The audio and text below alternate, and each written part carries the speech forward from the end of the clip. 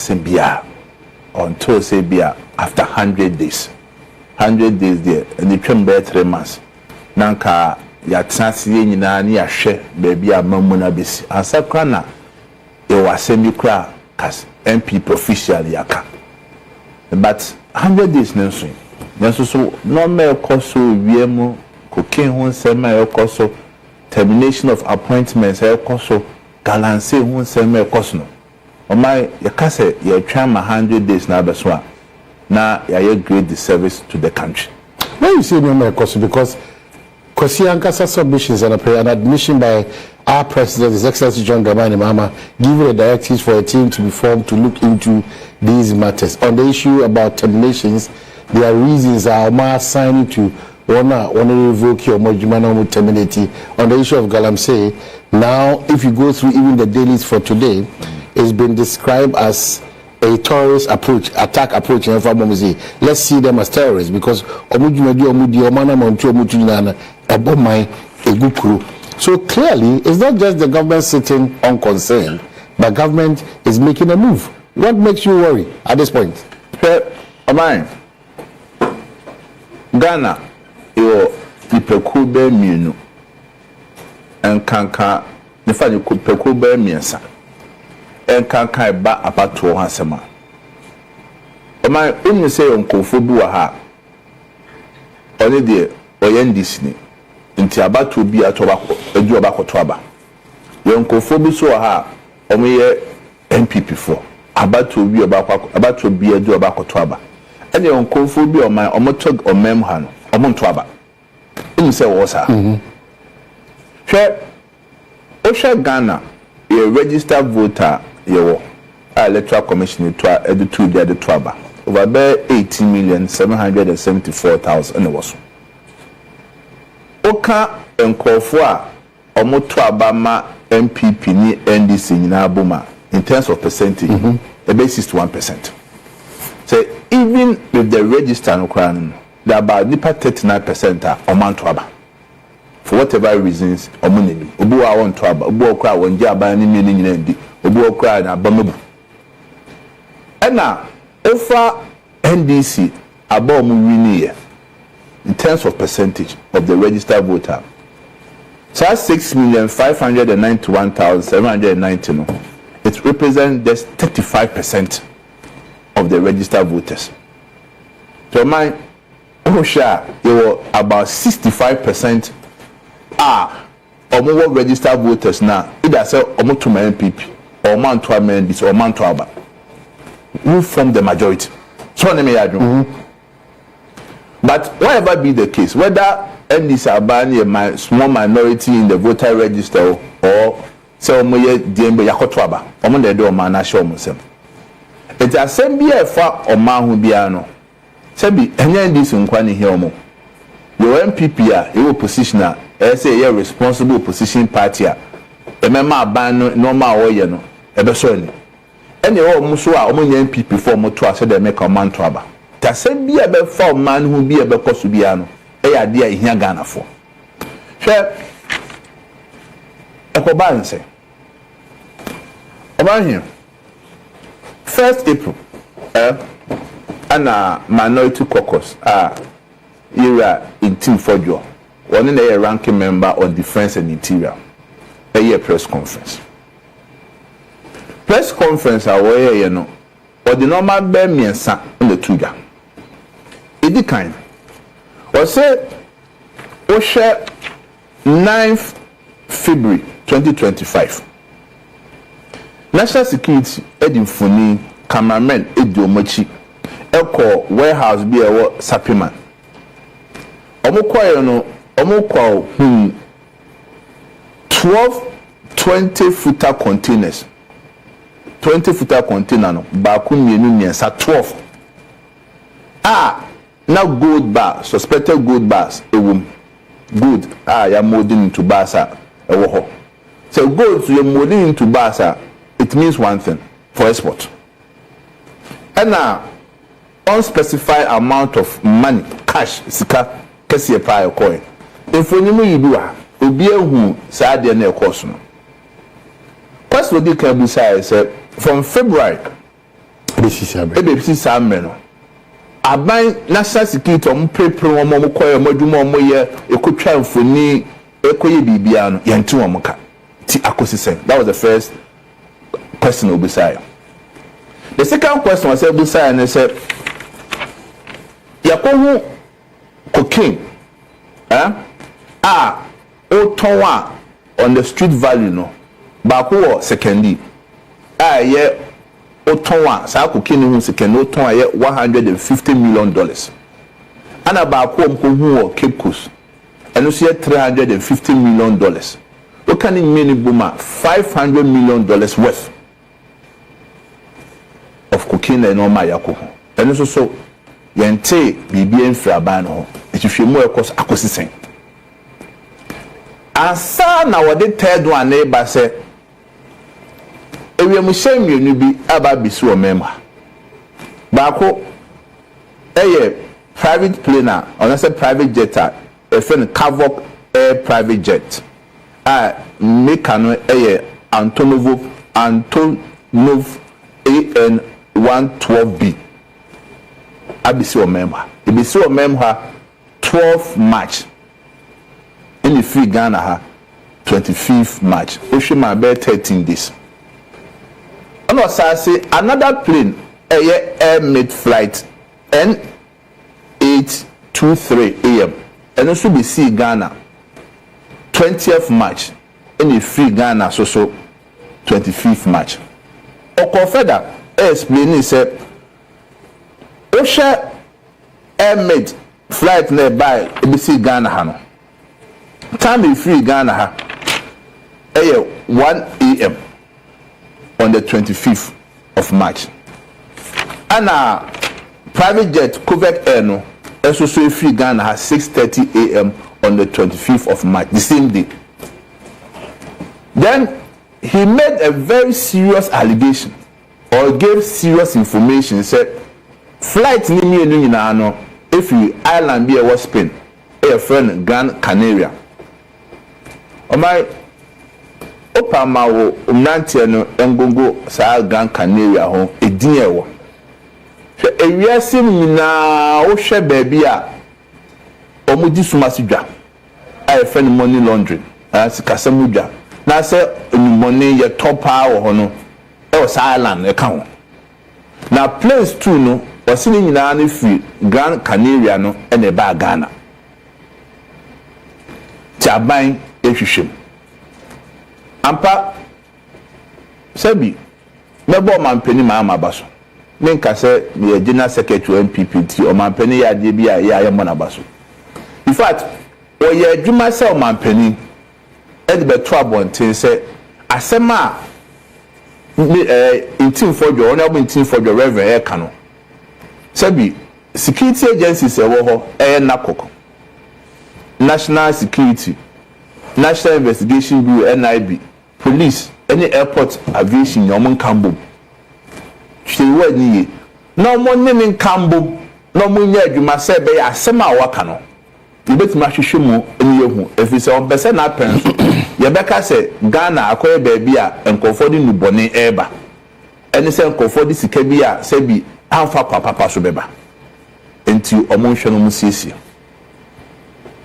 ebiem to aid asema mampeni kan ana Rev Ntim Fordjour etro kata through Committee on Defense and Interior say ene sadia say be ya adwuma ne be mbre na nya din no o ma ye invite joint security for ni nyina amombra na o metna se na ensem no obia ni chefa o mu eni no ma wo nyina ye ntna se ne ye nka wasem NDC for majority of more parliament say there be mompene emma sa joint security for no emba parliament embi busa mo sa asem no if it's a woshema Committee on Defense and Interior am the what the supervisory rule so mo hwehwe amai sikasem amai defense bambo ho nsem nyina by enwamen this for ampene asem no sha ase ko ma hen NPP who say yan kan wase as a party yan kan wase then all of a sudden o share obi a okasa ma o mampani Mahama president spokesperson kasa bi upenya kasem e the directive aba asobodne bi a shena ase a o kasa man no enye se bi wadwen na de kasa o take instructions from upenya ho upenya babo ntia ba be kasa o ba ya abia committee ni nyanta se enka ho asem ka bibia no na abeka nsem ba ko mienu bi a te se adwuma security for no kwa be ye no we be say you are interfering evidence ti asema you are for to kwachi kai we say planes 2 ampa eba Ghana first one na eye private plane no eye Antonov 12 VK no eye ifi Rwanda any Angola and eba Ghana but according to Ofosu Kwachi we say plane no adikonti a eba Ghana ha ne se Rwanda and Angola omuniweni lances be a friend RA3 certification ma kwama cargo planes etimi free Africa they call Europe na normal war plane according to him oil drilling machines or equipment and also plane or commodity call Europe. Second one was say air made and also so bad Ghana no sa plane no esi Ghana and so if Rwanda ni Angola and eba na eno so esi Ghana for refuel and after so staff are no more normal break na so mo je o ma home in both places ni nyina no ebesi Ghana no enya maintenance or challenges therefore I say planes will be essay. They say question na you say when they say Honorable Ntim Fordjour say plane free Gran Canaria and the bag Ghana street. Honorable for the food catch say plane free Rwanda and Angola and the buy. Oman Kamenya Kayamfa map of Africa and to efidie no so na ko bi ahwe. Wo question bi a say Honorable Fosu Kwachi timi cheche Ghana for near tiase. Ocean map of Africa. Oshe baby a Rwanda eshe. Na oshe baby a Angola esusu wa. Ni na oshe the right side of Africa, east side one. In fact, Rwanda kwade eben Ethiopia, eben Kenya. And Angola susu ben South Africa. Era Fosu Kwachi kasa no when timan say plane no ebia starting free Angola and the call Rwanda and Saneba Ghana na say if Rwanda and the Angola and Saneba Ghana sure first one was say RA3 certificate and the country plane buy engineer eba Ghana no say na certificate o man oko Congo Angola omo airport bi omo sin fefe na Antonio Agostino Neto International Airport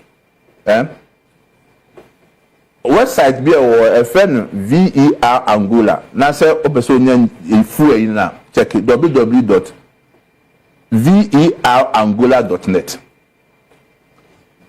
oko website now as far back as November 7th 2024 it gave history about that airport no Emane ka say sa RA3 certificate you are for to kwache ka che say Rwanda ni Angola eni bi no Angola enya sa certificate no 19 December 2023 19 December 2023 maybe he was not on top when Okasano maybe maybe can you give me that benefit of the doubt maybe he was not on top that they've acquired that certificate into so clearly what it means is that they were barred from those things stopping there. In he's not gone back to check. So a lawyer. On my back, a cancer said the Okayano, why am from so? And so far as on my back, no means to me man the benefit of the doubt because I didn't know at that one thing. Said you, Baba catches, oh, they're my mistake, then come in Metananka. But I'm a prime no say. On Babon team a cash. 2. And then the correct based on information I'm down and then the correct because Angola our certification Makwama cargo etimeko aman. Okay, so Ampedu Mesro, just get the minister for us to do that clarification. It's important because many man the benefit of the doubt say as of 2023 December 19th December. Maybe he was not on top of that information, so it will be fair if that is the status no problem. For him to come out. In there, the one Amaka. Yeah. And that two, according to Yawa Felix Fosukwachi, but say play no Europe, but any certification in the bag and I'm a boy. And I'm a man for to say Rwanda. Whether playing free Angola the call Rwanda if Angola Rwanda the call Angola na ninya na remember on ho fato. Ethiopia airport. All Africa ha one of the most busiest airports in Africa in Ethiopia. Omo RA3 certificate bi so many bi. Ethiopia if you are Kenya as you closer to Rwanda. Omo RA3 certificate bi na so many bi. They have. And see, a better na plane also a certification. Extra Ethiopia, extra Kenya home. Aba straight to Ghana. Say was say a Ghana and there was a certification in. In any case, so we go Europe from Africa no okosoro nebo. Morocco ni wo. Morocco. Egypt ni wo. Omo. Even Libya ni wo. And sa Tunisia ni wo. Algeria ni ho. The same crony nyina say indeed say the area for so kwache catch and sanity a.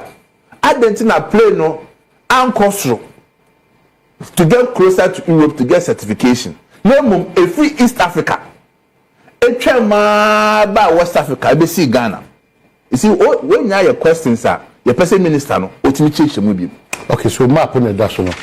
And you don't say the general secretary can but still, I'm not getting your point. So you are suggesting that the information put out by the communications minister, no, government communications, any papa. You see, Omai, Sebi, position me crano. Me jam be kase papa any papa, but no more there be trouble, no. And I'm passing your interrogate. Na yebusa question say wakasa. Ne mu no mebu wo ha ye nyanti ase to the babe chichim ti say man bu say nyina enkomo ne yidi.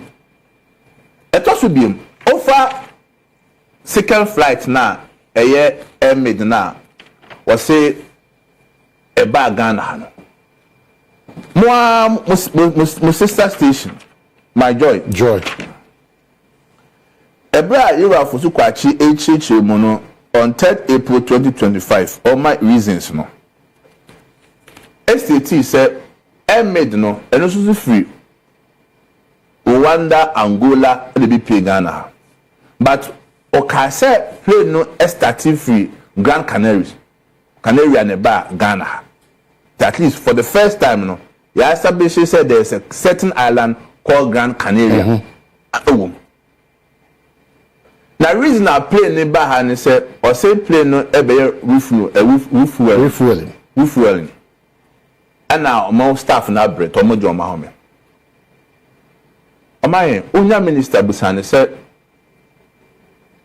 plane free Ghana no, e konhenfa. These are legitimate questions, sir. Esi Busano. Say plane free Ghana no, e konhenfa. Uye no free wa. Private jet na, say e ba Ghana ha, e benya fort, it's na ha 13 days no. E free Ghana no. Esa konhenfa because from asimo kache was say adequate plane be see and say no more certification Ghana. Okay, after 13 days now we see plane in every no. What was the next destination of the plane? Dear minister so timbe cheche Ghana say ampa onya certification of Ghana and go Europe. Now say e call back to Grand Canaria ho. Where your questions are, you expect minister no say obetimi abeye ahoano amagana for nyat ama yenye onwa say in a spate of just about 3 getting to 4 months NDC aban ebaye 3 different instances normal epia babontin ko ke hu sem secondary ko ke hu sem Cape Coast Plain ya bisuo. O dey fan say anybody nyanya information ye. But o dey fan say allegedly. Okay hu sema ese aba aye kan wasem. Any supplement no ma eku hu wo. Hwe e be Ghana for refi. O my as far back as in March 2014, the Tivela for a carry documentary be. Umidi omodo toso.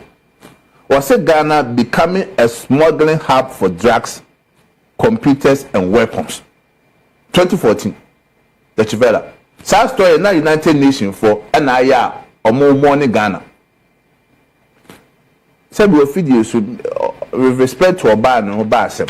2014, Ghana hire Ababa Webi Efa 12.5 kilogram of cocaine. Edifa Ghana ye VIP. I know say cry diplomatic passport. Sebi diplomatic passport. Or my who nkofo or me entitled diplomatic passport. Edu ko Heathrow Airport. And then Heathrow Airport na me ofo kwa China ko the cocaine no koy. 2014. NPP ba bem. Ghana ye signatories to 3 major international conventions and treaties. First one, the United Nations Convention Against Transnational Organized Crime, ANTOC. First, yes, I am member of the International Convention Against Illicit Traffic in Narcotic Drugs and Psychotropic Substances. Yes, I am member of Financial Action Task Force, FATF, on combating money laundering and terrorism financing. NPP Baban. Now, there's a Ghana, you didn't say, I found anybody, any Sebi, Sika, and for council, I didn't for mouth for close. To the extent that Financial Action Task Force, a label Ghana in the grey list. So, you label in the grey list, a chess of mine, a Maya, Sebi, June. Nubone efa manso money laundering efa manso even terrorists etimi bomb ma be do mo pa mo ko the security porous Emma EU and the state Ghana as a high risk country a high risk nature say your maya ye be your kwan and comfort nubone efa your memoko. It took NPP administration and no count it a mere day money laundering, anti-money laundering act about 2020.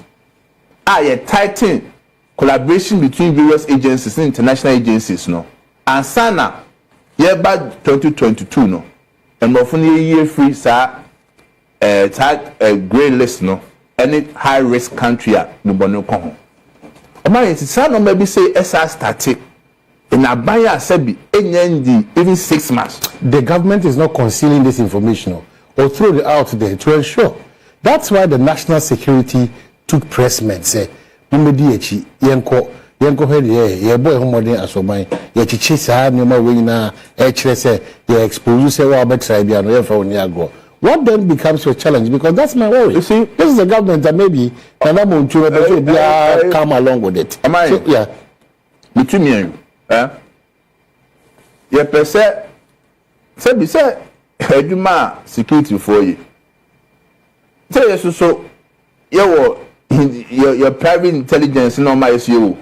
Ghana ham my country will be anything for no BNC. Ghana. Yes. No matter what. Say for public service bank or for Konya. Your conform was omodo man. I information said the LDC forecast on more position, then conform more information. Sasna is your position information. Mr. Sapperman, Sa go by kuhuye any scan your coin.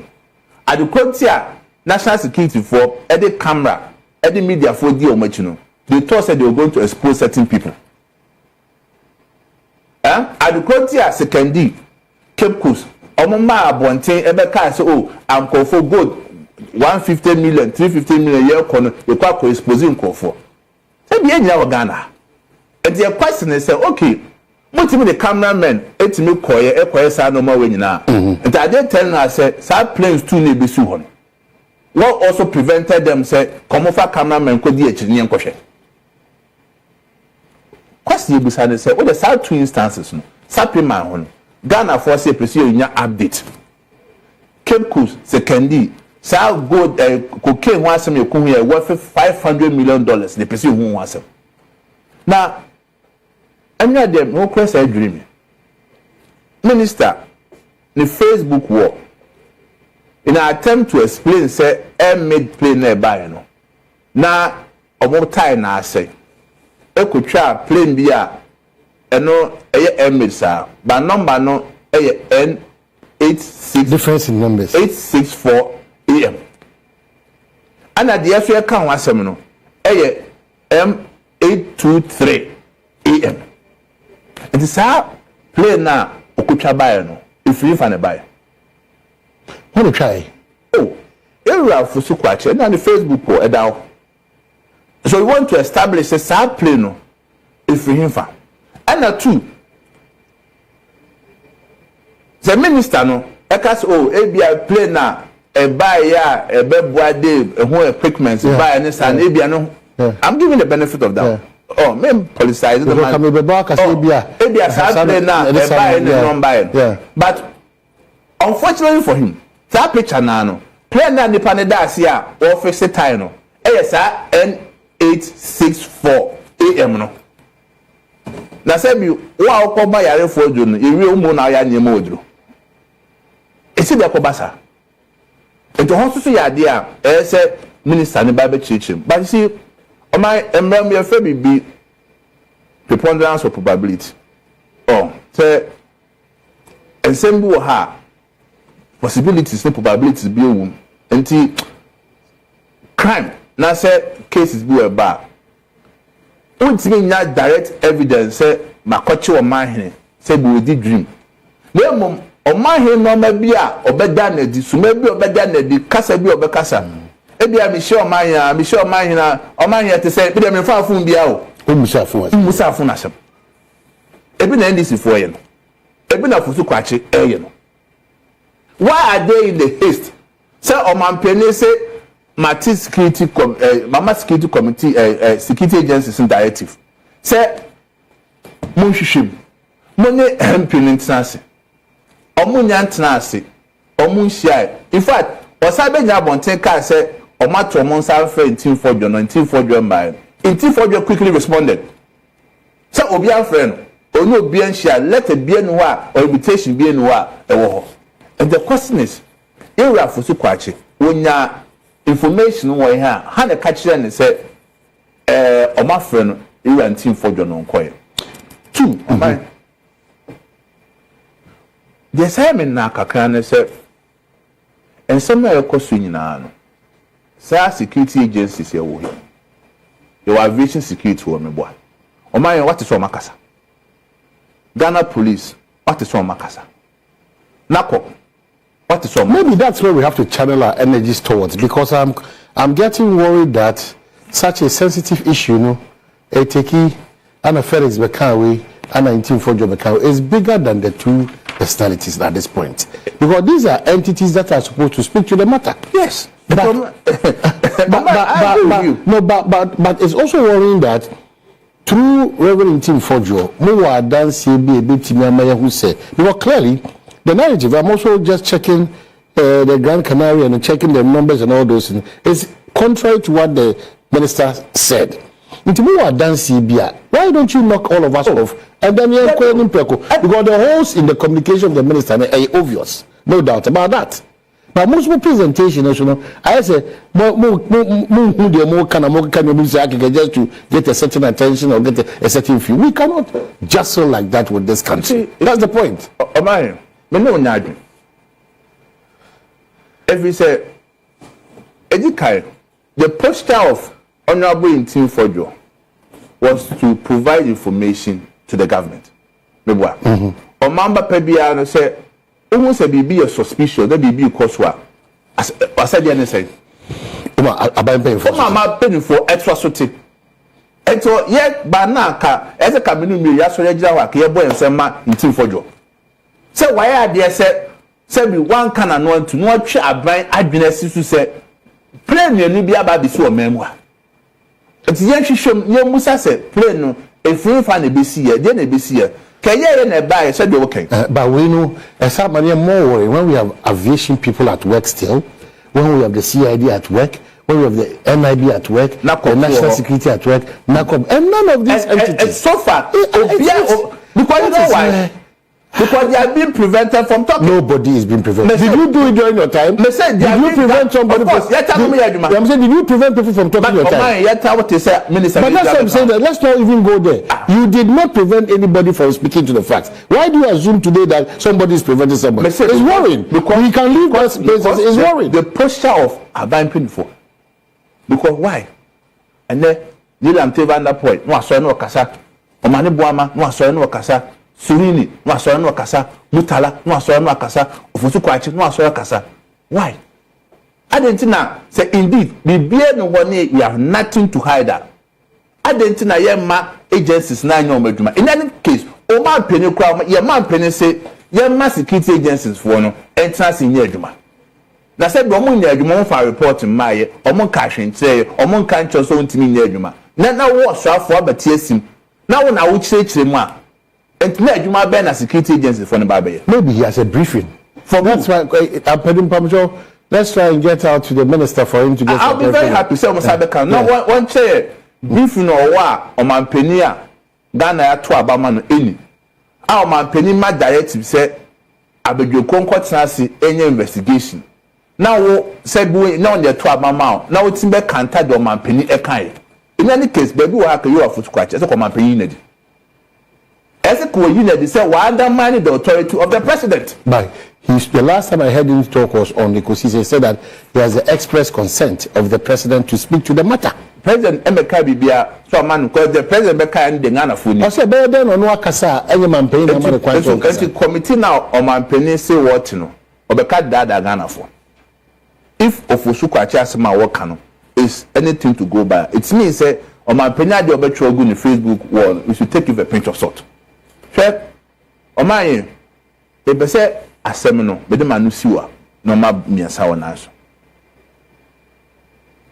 The be adu sese for the sake of credibility of this country, because no me ekoso nya, me underestimate say international community omu ndi ekoso. And no me bia no ebe ekoso o mem ho a, omo nya we. Me say CIA ni MI6 na enu enya adwuma. The fact that say Omaye Dini or Macoma no tum doesn't mean so many in the Ecoso. And the United Nations for the car says it's a worry issue. There should be investigation. Before say United Nations because there's a worry issue, there should be investigation. Or my no doka. And the one idea, and look, I said by this time, Yamaka NPP as a this as a Kayajama security agencies for your Majuma. Ka obi anka wanse but question now unya area foto kwa cha me so busa no Emmanuel and say one you my flight itinerary because as government spokesperson so the workers wey information wetin be trans say plane no and normal see no ma o my say your flight itinerary na e be hu be a plane free by me boa and two before say plane no e be land no Ghana ha no certain there was a communication between the plane and the air traffic control. Of course. Those details are easy to get out there. And to the aviation. And the aviation said the same plane to me free. There's coordination. And neighbor. And the same information is easier a bit masaka. And two was it plane in BC Ghana? There was a thorough inspection. Yeah. How many thorough inspection? Nakok mebwa. Yeah. Airport aviation, national security, the intelligence unit to be there. Intelligence here we are, so we understand. I think for record purposes, no, file report, to report no way. I thought to me and son, you have said busa era for Sukwachi, and they said, plane be able to feed Nan Habiano, air traffic control, and in the next destination. That's correct. And you have said busa and says, I have 2 planes, no, if we Ghana Hano. A call back to Gran Canaria now said Bakwa was still obey RA3 certificate no or call Europe now so one call Europe fair on my for be Antonja before some bahan but don't come up fair many even security experts for Bia Omuni Ghana as far back a big with US Edin Komo Ghana haya masani nkofo Edin Komo about how sa drug trafficking no any sa money laundering na ye adwuma o de ye fa de ye kan Ghana sem to I'm just giving you a general picture.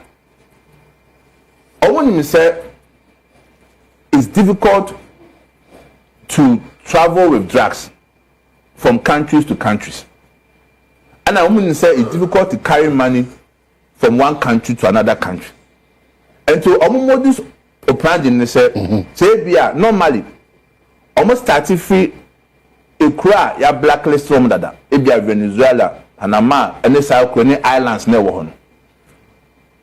Cocaine no o scan ontimi fa nko direct to UK. Ontimi fa nko direct to bia US. It's what they do in say plane no a two free island hona. Say e janich. And the to bia plane to go see safe have baby or her security near a loose. Plane the bet me so be 5 days, 10 days, 12 days. Place wo. Planes near Koba nan. Ebu akwa plane fufu etimi ba. No ma swap e no man na plane fufu edeko. Etisa no man na mo operate one hwe ya. Why do best o plane na be so 10 days, 12 days, 15 days and call baby a. For you know no omo ayejuma wi. Ayeko. To a BT system but BT system but where di na wo. Entiso obi be chance catch us say plane na be so member 13 days.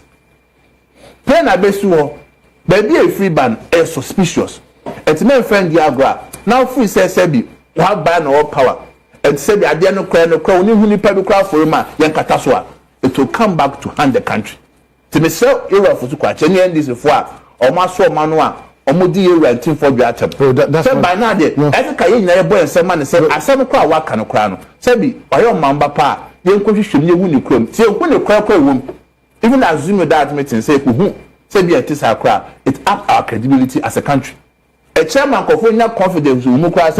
But you also don't deliberately put out stuff that you think you cannot substantiate. So it is not a question of say, "Anya Sampa and I say simple and Anya Sampa." Those kind of dynamics.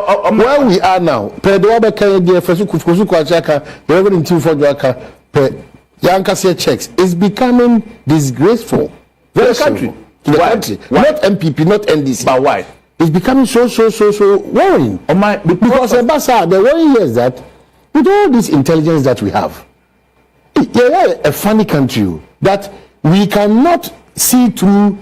This is what has happened in this country. And we have all the agencies around NACOC, we have NIB, we have National Security, we have all those people relevant to ensure this will be safer. Then a whole country, for the past 10 days, it's back and forth. Play any see, play any NC, play any buy, play any someone for we play a different IR4, we play for playing tie buy, play any visitor. Can you imagine? You see, it's not, and I don't like the game of MPP and DC because it's a very critical matter. Yes.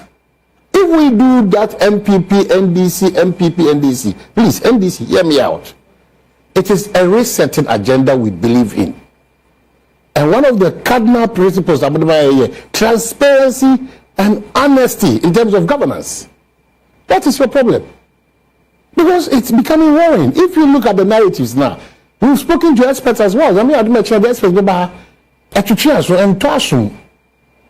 so what is there that we are hiding? Openness, probity, accountability, transparency, patriotism. How do we push forward? It's no. And it's so funny. When we sat here and we always do the criticisms, the real criticisms, you were with us. I don't know why today you cannot simply come and just explain matters to us. There are times that the NDC pointed out certain flies that has got into this country. And they were ordering and directing in opposition, directing the intelligence units to ensure that this matter does not lie. Why? What has changed? What has changed? There's a governance in this country, this part of the world. You know, we don't have principles. As politicians, as Ghanaians, we don't have principles again. As MCA, you bedi amanyosem sa galamse amanyosem. ECG containers amanyosem. Pay Nabel and this among yourself. So how are we solving the problems of this country? How? We're going for this break. When we are back, I think every Ghanaian should be worried. My customers are, we should be worried. And people should stop now.